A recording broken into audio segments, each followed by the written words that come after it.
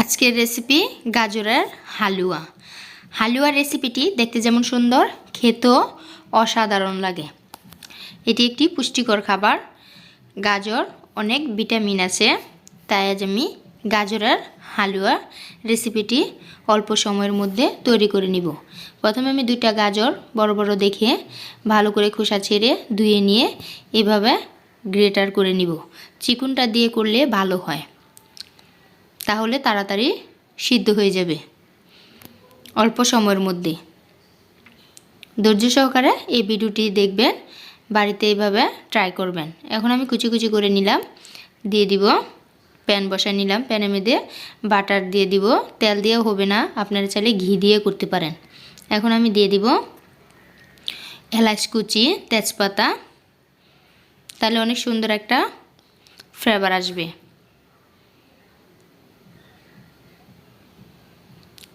এখন আমি দিয়ে দিব গাজর কুচিগুলো, দিয়ে নেড়ে চেড়ে কিছুক্ষণ ভালো করে পানিটা টেনে নিব বা পানিটা শুকায় নিব।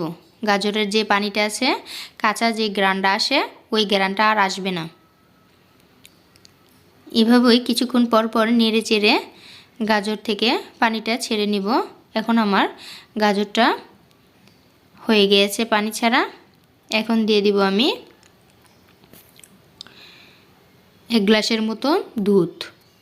দুধটা ভালো করে জাল দিয়ে ঘন করে নিতে হবে। দিয়ে দিব এখন আমি 1 কাপ চিনি। আপনারা চাইলে যা যেমন মিষ্টি খান তেমনই দিয়ে দিবেন চিনি। দিয়ে দিব স্বাদ মতো নুন। এভাবে ভালো করে কিছুক্ষণ পর পর নেড়ে চেড়ে গাজরের হালুয়াটা তৈরি করে নিব।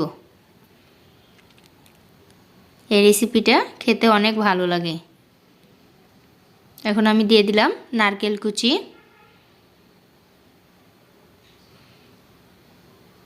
দিয়ে দিব এখন আমি কিশমিশ, দিয়ে দিব বাদাম, কাজু বাদাম,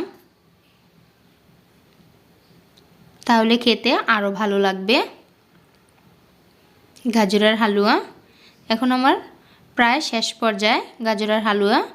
পানি টেনে গেছে, অনেক সুন্দর হয়েছে, শুকিয়ে গিয়েছে। গাজরের হালুয়া দেখতে যেমন সুন্দর, খেতে অনেক ভালো লাগে। এখন আমার পরিবেশনের পালা। দিয়ে দিলাম বাদাম কুচি, কাজু বাদাম, দিয়ে দিলাম কিশমিশ, দিয়ে দিব নারকেল কুচি। গাজরের হালুয়াগুলো দেখতে যেমন সুন্দর, খেতেও অনেক ভালো লাগে। মুখের মধ্যে লেগেই থাকে, বারবার মনে চায় খেতে এই হালুয়াটি। এখন আমার পরিবেশনের পালা। আল্লাহ হাফেজ।